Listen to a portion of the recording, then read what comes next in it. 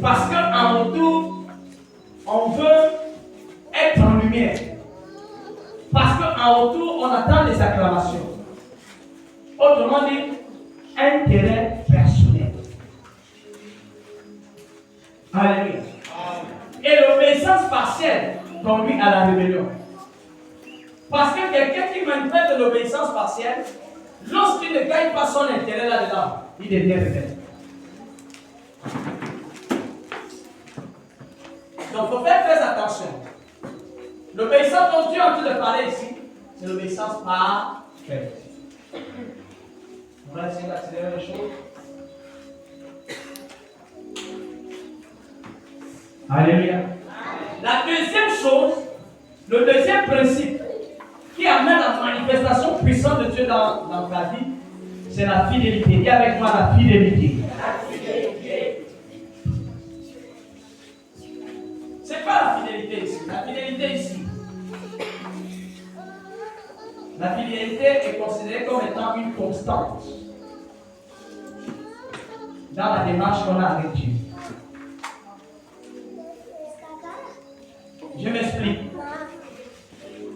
Depuis que tu as accepté Christ, cette ferveur, cette dynamique que tu avais doit être maintenue jusqu'à maintenant.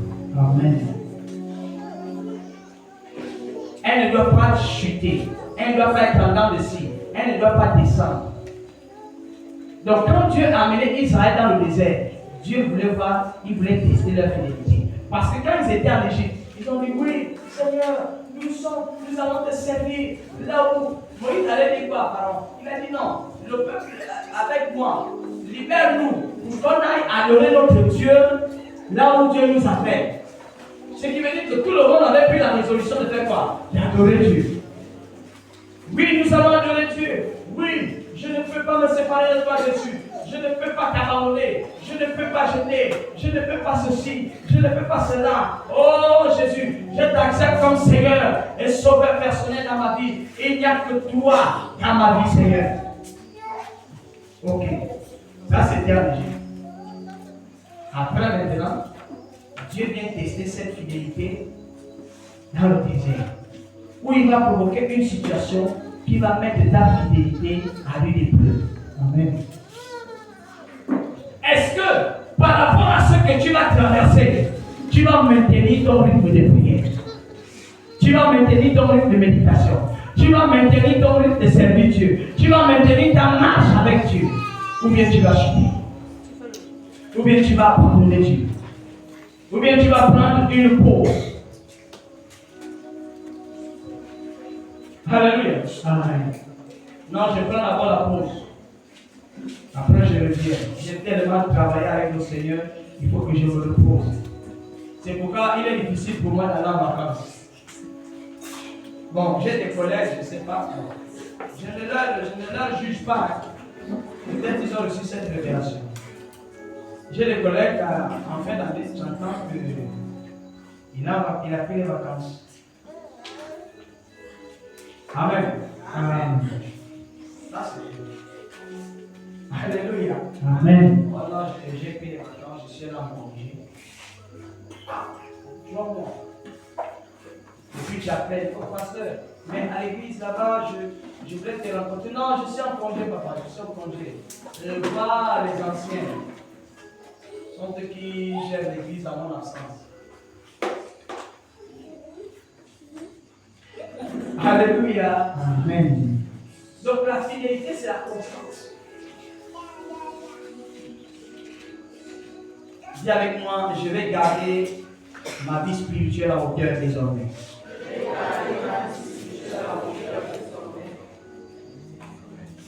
Je mets le plafond et reste là-bas. Reste là-bas jusqu'à ce que Dieu viendra t'appeler. Ma foi n'est pas bénie parce qu'on est inconstant, c'est ça? Amen. Amen. Amen. Parce qu'on est inconstant.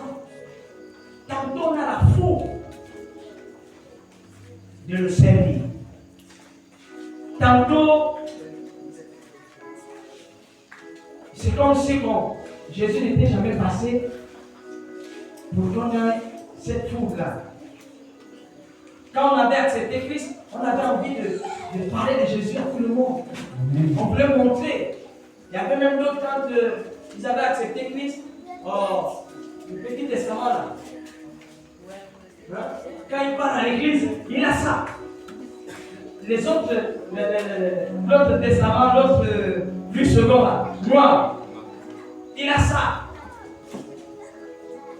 En fait, il monte. Même s'il n'est rien à l'église, mais il a ça même. Alléluia. Même s'il ne connaît pas les versets bibliques, mais il parle de Jésus au ça. Maintenant, comptons un peu. Je ne sais pas combien d'années chacun de nous a là. Mais je crois qu'au minimum, que chacun a quand même 3 ans d'église. Même si ce n'est pas ici que tu as commencé. Mais au minimum, tu as quand même 3 ans. Alléluia. Au maxi, vos compétences, déjà même 20 ans ou 23 ans ici. Mais est-ce que tu gardes le même rythme? Je ne dis pas qu'il n'y a pas de moments, je ne vais pas parler de refroidissement, ou bien de passage, mais je dis garder le rythme.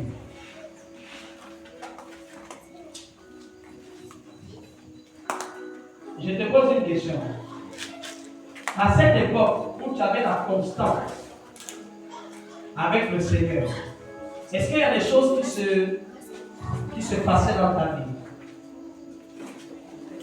Qui a vécu ça? C'est-à-dire qu'au moment où tu sentais que là, je suis quand même au un niveau.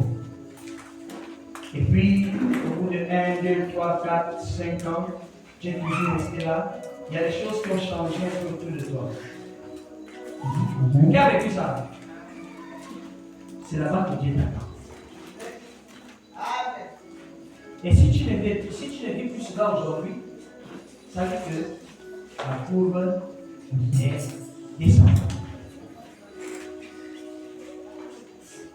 La saison de cette Pâque, c'est la saison où tu dois redresser ta courbe. Puisque la Pâque, c'est quoi? C'est de la mort à la vie. C'est ça, non? Amen. La Pâque, c'est de la mort à la vie. De l'esclavage à la liberté. Alléluia. Donc, tout ce qui était descendant doit remonter dans ta vie. C'est ça la fidélité. La fidélité, c'est être engagé malgré tout. Malgré tout, bien aimé, reste engagé. Malgré tout ce qui se passe dans ton désert, reste engagé. Au contraire même, deviens plus fort, deviens plus engagé. Amen. Alléluia. Amen. Reste engagé. Regardez un peu le prophète Daniel. On avait fait un décret. On a dit que celui qui va encore prier Dieu, on va le jeter au feu. Est-ce que Daniel n'avait pas appris ça? Hein? Daniel a appris qu'il y avait un décret qui avait été pris que celui qui va encore prier Dieu, on va le jeter au feu.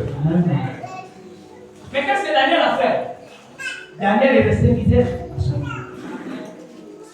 Mais chaque Shadrach avait un égo. On leur a dit, reniez votre Dieu. Ils ont dit, mon roi, aussi longtemps que Dieu existe, on ne peut pas venir. Je ne peux pas rester infidèle à Dieu. Parce que je suis engagé. Je suis un chrétien engagé. Est-ce qu'il y a des chrétiens engagés ce soir? Amen. Je suis un chrétien engagé. Malgré tout, reste engagé. Parce que tu as une mission avec Dieu.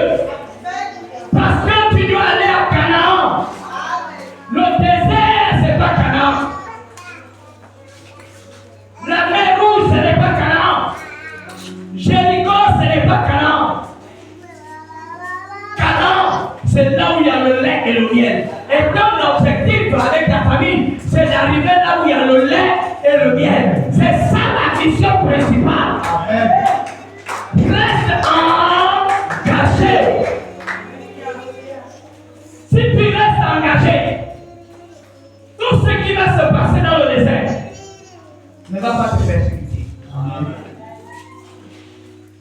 Daniel. On est même venu le trouver en train de prier. C'était un coup monté. Dans le désert, Dieu permet le coup monter. Pour voir ton engagement. Quelqu'un comprend? Amen. Bon, là, vous savez, Dieu permet. Bon, je vais voir au cadastre là-bas. Dieu permet. Quand on te fasse un coup monter. Et puis, quand le coup monter là va se faire, Dieu va regarder maintenant. Est-ce que toi qui es allé au travail à 8h pile et tu rentres tard, je sais que parfois tu rentres tard avec tout ce qui parle avec le boulot, tu rentres tard. Est-ce qu'à cause de ça, j'entends souvent les gens qui le boulot, moi je n'ai plus la motivation de travailler. Tu es devenu infidèle. Pourquoi? Oh, parce que moi, c'est moi qui fais tout ici. Et les gens sont contre moi, c'est moi qui fais tout ici. Et on m'a montré un coup. Et même le chef qui est avec moi savait que non, on était en train de me montrer. C'est Dieu. Après, tu casses ton rythme, tu es mort. Ça veut dire quoi? La promotion qui devait déjà sortir, Dieu dit non. Il n'est pas encore apte d'avoir la promotion parce que la promotion égale l'élévation. L'élévation égale autre dimension de désert. Les persécutions que le président Muscoquet, Olivier vit là-bas, ce n'est pas les mêmes que toi et moi on a appris. Donc, le niveau d'élévation est égal au niveau de la persécution. Mais maintenant, dans cette persécution, quelle est ta fidélité? Quel est ton engagement? Est-ce que cette persécution-là va te refroidir, ou va te tuer, va te rétrograder, va te chasser? Si ça te fait ça, ça veut dire que tu ne mérites pas d'aller là-bas. Dieu te garde toujours au même endroit. Amen. Voilà ce que Dieu a fait. Dieu permet. C'est pourquoi je vous ai dit tout à l'heure que Dieu est bizarre. Dieu lui-même il a montré. Il te montre un coup. Est-ce que la Bible ne dit pas que non? Tout ce qui vous arrive, je suis un tourné. Amen. Il montre un coup. Il a montré un coup à Daniel. Qu'est-ce qu'il voulait faire à Daniel? Si vraiment Daniel était fidèle. C'est tellement que Daniel disait que non, il est fidèle. Sa façon de servir, il est fidèle. Oh, il est béni, il est béni, il est béni, il est béni, il est béni, il est béni. Et quand Daniel s'est mis à prier, les policiers sont venus. Bravo. Daniel n'a pas dit non, oui, je demande pardon, oui, je renonce à ce Dieu-là. Vous priez maintenant, pardonnez-moi mon roi, parce que non, il a dit j'assume. Ça ne va pas empêcher que je reste en même dans la gueule des lions, il est resté enragé. Il est resté dans son Dieu. Et quand Dieu a envoyé l'ange est venu fermer la bouche des lions. Et quand il est sorti de là, regardez maintenant la source de la fidélité. Regardez la conséquence de la fidélité. Quand non seulement Dieu le sauve de la fausse nom, amen. Et deuxième chose, Dieu fait quoi? Dieu dit maintenant que le roi prend le décret qu'à partir d'aujourd'hui, vous allez prier le Dieu de Daniel. Troisième élévation. Dieu, le roi dit, non, Daniel, c'est pas ce que tu étais avant. Viens maintenant, tu vas être à mes côtés. Moi-même aussi, je vais prier ton Dieu. Quatrième chose, il dit quoi? Oh, ceux qui ont provoqué le coup monté là, allez, jetez-les dans la fosse. Pour qu'on voit aussi si leur Dieu est capable de faire ça. La fidélité. C'est un engagement qui est constant. Ce n'est pas aujourd'hui là. Tu as le zèle de servir Dieu. Après demain, tu es devenu comme on appelle les branches là, comme en brousse là. La torche là. Pas la torche homogène. Il y a des tiges là, on casse ça, et puis on met au feu, ça prend le feu. Il n'y a pas de maman qui voit les plantations ici. Hein?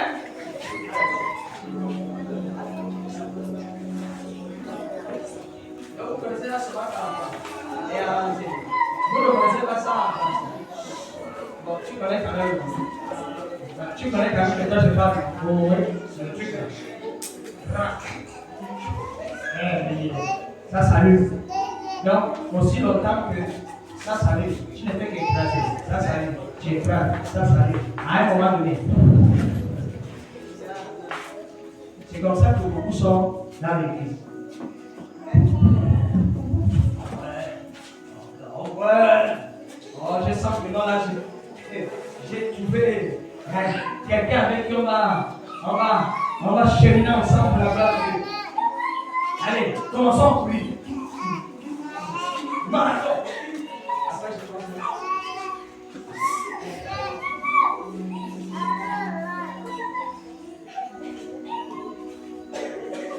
Voilà, check comme le pétrole. Voilà, c'est le pétrole qui est venu. Le pétrole, c'est quoi? Quand tu pèses, dès que tu fais boum, boum,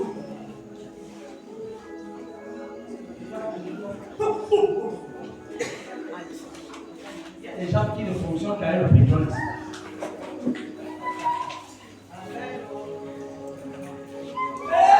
Les enfants, alléluia, amen. Parce que quand papa m'a dit que là, il doit être à quel côté.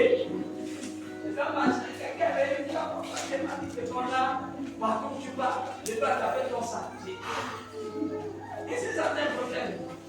Non, parce que quand j'appelle ton sac, je vois là où tu marches, là où tu pars, là où tu descends, là où tu t'envoles, là où tu dors. Je cherche ça, non? Amen. Amen. Une fois seulement. Quand on a fait ça, je regarde derrière, le feu s'éteint. Alléluia. Alors, oui, mais c'est comme je suis malade. J'ai mal à la tête. J'ai mal au ventre. J'ai mal aux yeux. J'ai mal à la bouche. J'ai mal. Je dis, mais le feu là ne pouvait pas éteindre la douleur.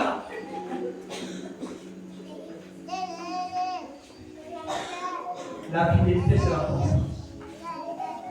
Quand tu as décidé de partir, tu pars.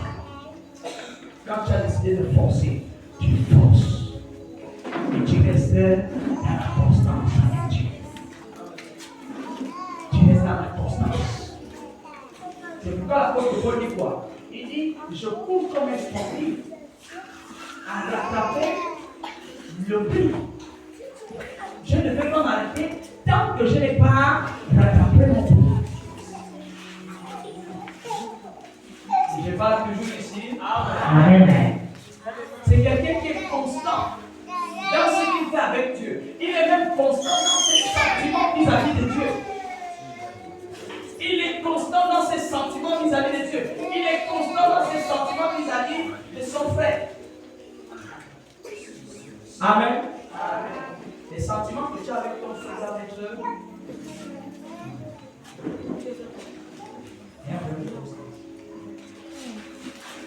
en dépit de tout. Alléluia. Jésus est resté toujours. L'amour que Jésus avait pour Pierre est resté le même. Malgré que Pierre avait renié.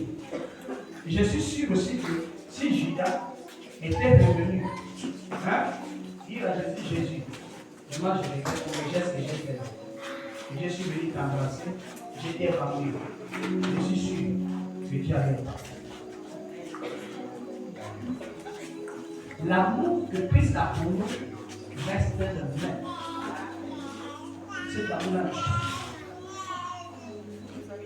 Et il dit, je vous donne cet amour, afin que vous aussi puissiez rester dans la même dimension.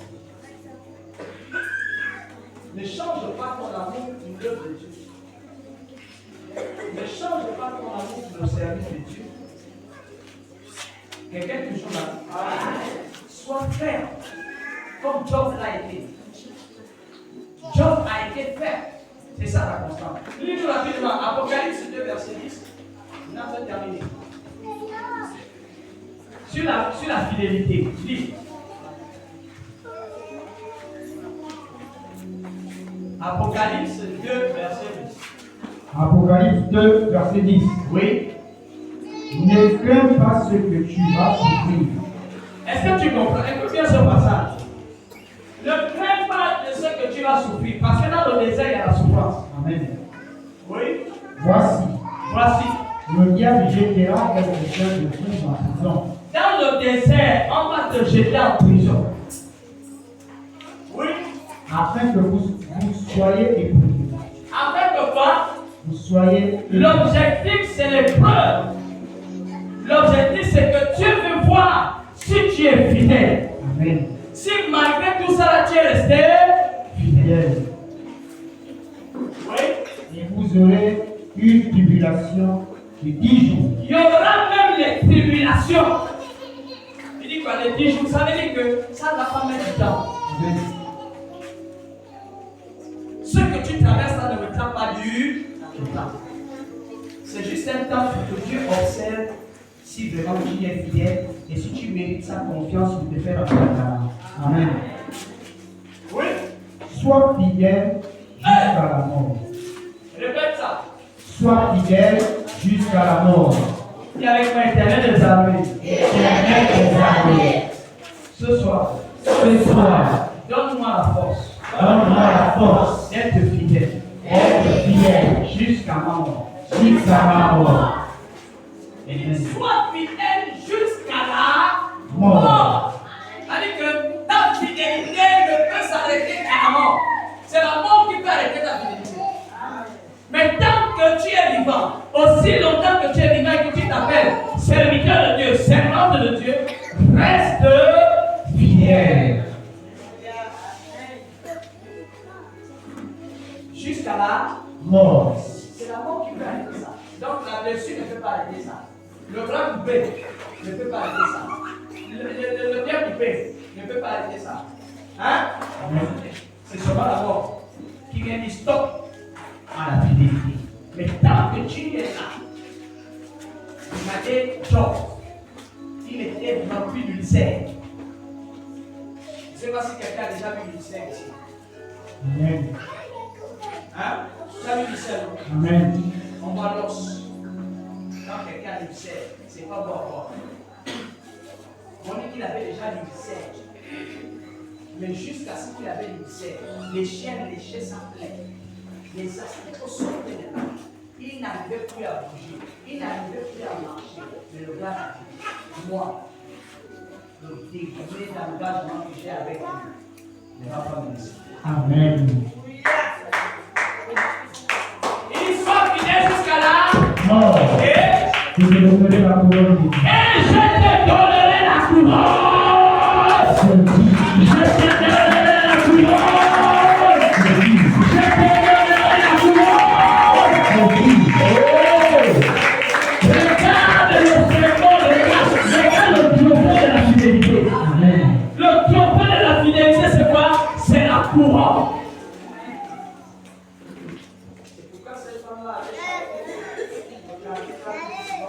je serai couronné. Je serai couronné. Je serai couronné. Amen. Apocalypse 2, verset 10. Après le combat que je suis dans le désert, je serai couronné. Après le combat que je suis dans le désert, je serai couronné. Amen. Mais il dit, reste à condition que tu sois obéissant. Amen. À condition Que tu sois fidèle. la couronne est déjà là. La troisième chose. Amen. Amen. La troisième chose qui déclenche la manifestation de la bénédiction dans ta vie et dans laquelle c'est la loyauté. Amen. Pourquoi Dieu a envoyé Israël dans le désert? Dieu voulait voir la loyauté de son peuple. Ils étaient loyaux à Dieu en Égypte parce qu'ils souffraient.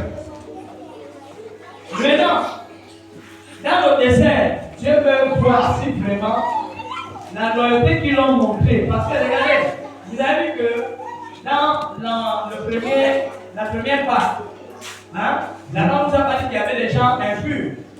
La norme nous a simplement dit que Dieu a donné des recommandations.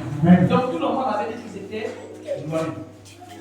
Mais quand ils arrivent dans des zones, il y a eu un problème entre l'Égypte et le désert. Donc tous sont devenus des loyaux. Amen. Amen. Donc Dieu a provoqué le désert pour voir la loyauté de son peuple. Et la loyauté ici, c'est un engagement que l'on a vis-à-vis de Dieu. Amen. Amen. Ou vis-à-vis d'un leader, d'un guide. On est dévoué. La loyauté, c'est être dévoué. C'est être honnête, c'est de suivre. Nous avons quelques exemples dans la Bible. Nous avons l'exemple de Ruth qui a suivi Naomi. Et nous avons Ruth, nous avons Orpah, le symbole de la loyauté et de la déloyauté. Et nous voyons quoi? Nous voyons que lorsque Naomi n'avait plus rien, hein, Orpah a décidé de partir. Et Ruth a suivi Orpah, a suivi Naomi, malgré qu'elle n'avait plus rien. La loyauté d'un homme envers ta vie, envers toi, quelqu'un est loyal envers toi, c'est pas parce que tu as les biens. C'est pas quand il y a les biens. Amen. Amen. Regarde l'exemple aujourd'hui. Beaucoup qui avaient fait alliance avec le parti de l'époque. Je ne vais pas les citer ici. Amen. J'attends seulement, j'ai fait alliance avec. Même quelqu'un qui est venu, non, je suis venu des femmes. Avant le temps, quoi, j'ai fait alliance avec. Oh, parti de place, parti de. Oh, c'est sûr. Maintenant, quand tu regardes aujourd'hui, tu attends seulement, je démissionne. Je ne sais même pas ce qui m'amène là-bas. Je démissionne. C'est pourquoi? Pourquoi ils ont fait alliance avec eux? Ils n'ont pas fait alliance avec eux parce qu'ils étaient engagés avec eux. Ils ont fait alliance par intérêt. Amen. La loyauté, si tu veux découvrir la vraie loyauté, c'est lorsque tu es déjà dans les problèmes que tu verras la loyauté des gens qui sont avec toi. Amen. Quand tu as l'argent là, le jour que tu seras pauvre, c'est là où tu verras les gars. Donc, la loyauté avec Dieu, ce n'est pas quand Dieu te bénit. C'est pas là où Dieu juge ta loyauté. La loyauté avec Dieu, c'est pas quand tout va bien.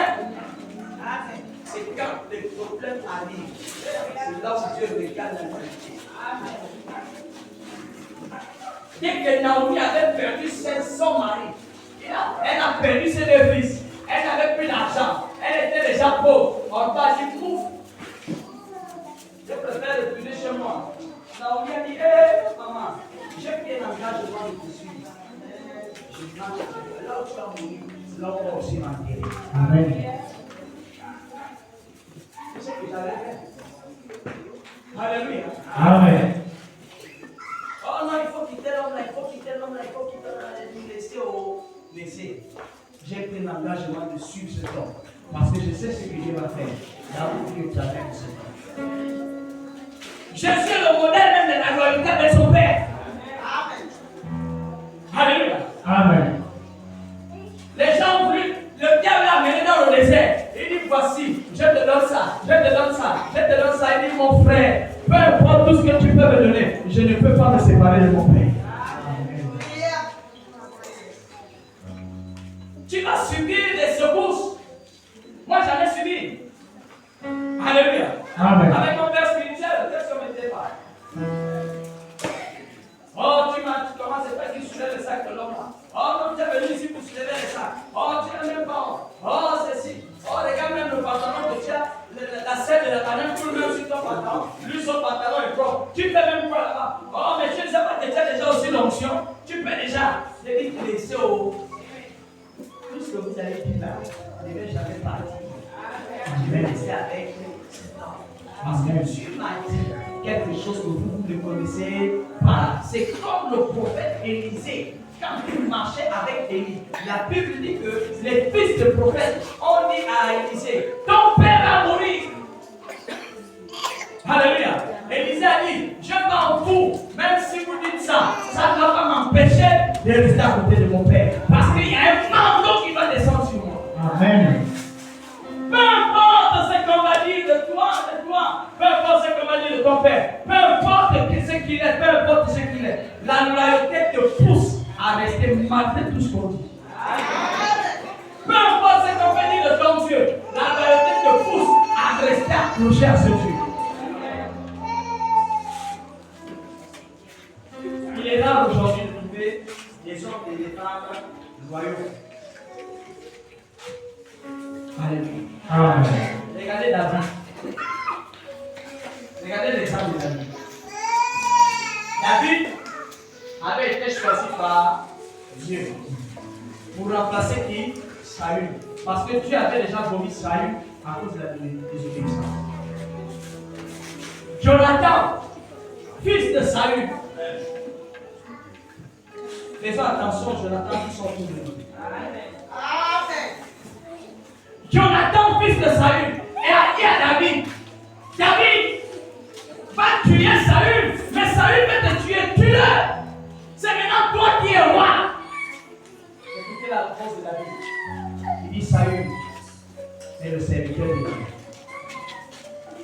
Peu importe ce qu'il a fait, Saül reste le serviteur de Dieu. Peu importe ce que ton mentor peut faire, il reste ton mentor. Amen. Je répète encore. Attention, Jonathan. Est-ce que vous comprenez? Amen. Ce sont des Jonathan qui veulent te détourner des principes de la gloire de Dieu. Si tu es convaincu, reste malade. J'ai dit, moi, je ne dis pas, je ne fais pas pour quelqu'un d'autre. Je prêche chez moi. Amen. Amen. Juste aujourd'hui même,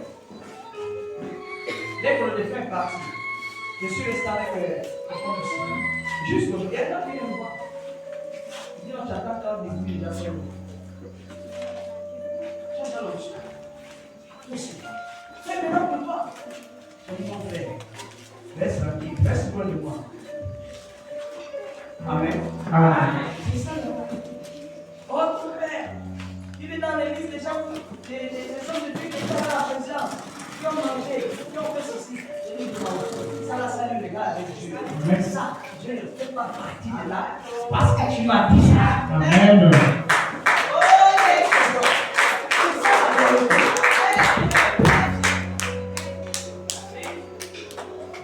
Pourquoi? Parce que moi je sais ce que tu as mis en ce temps.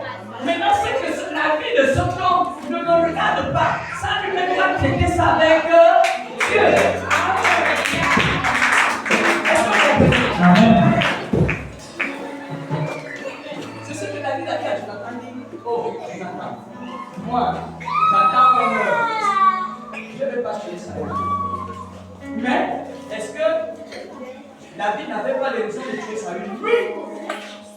Puisque Saül voulait le tuer. Quand quelqu'un vient te tuer, si toi tu ne le tues pas, il va te tuer. Amen. C'est ça, non? Quand un sorcier veut te tuer, si toi tu ne le fais pas ça avant, c'est lui qui va te faire. Donc tu prends les dispositions. Donc David savait que c'était dangereux pour lui, sa vie était en danger. Il était même en train de fuir. Mais Saül aussi savait que David avait déjà l'option. C'est ça la loyauté. Quelqu'un est toujours là? Amen. Voilà les trois choses. Je vais t'enseigner ce soir. La fidélité, l'obéissance, la fidélité, la loyauté. Ces trois choses déclenchent la manifestation puissante de Dieu dans ta vie. Ça, c'est ce soir. Que Dieu teste cela. Hein? va se passer dans un désert. Moi-même, je ne peux pas déclarer que je suis obéissant. C'est celui qui me regarde par ce que je traverse qui peut dire que je suis obéissant. Moi-même, je ne peux pas dire que je suis fidèle. C'est par le désert que je vais traverser. Mon attitude dans ce désert va déterminer ma fidélité. Moi-même, je ne peux pas dire que je suis loyal. C'est par la manière que je vais fonctionner avec Dieu, avec mes supérieurs, avec nos pères spirituels. C'est de cette manière-là que on va déclarer que je suis loyal. Alléluia. Amen. Quand tu vas aller à la maison ce soir, c'est l'exercice que tu vas aller faire. Dans les temps de prière. Tes temps de recueil personnel. Trois choses. Obéissance, fidélité, loyauté. Amen. Si tu es fort dans l'obéissance, je prie que tu sois encore plus obéissant. Amen. Si tu es faible dans la fidélité et la loyauté, travaille ces deux éléments. Ne travaille plus sur l'obéissance. Ça veut dire le domaine dans lequel tu es fort, ne travaille plus dessus. Dis seulement au Seigneur, active davantage. Mais travaille sur le domaine dans lequel tu es faible présentement. Au nom de Jésus. Alléluia. Amen.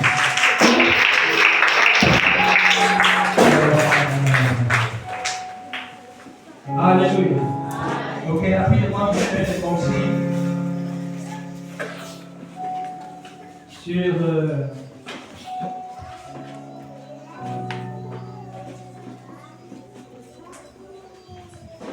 les consignes sur les actions effectives que nous avons apportées, la sécurité dans l'ordre. Ils sont véhiculés. Là, tu donnes la marque, tu vois le nom de la marque. Là, c'est ma vie.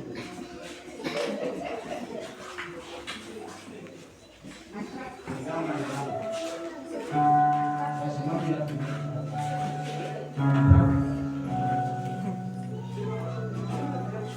Prenez tous vos symboles. Ça, c'est cool.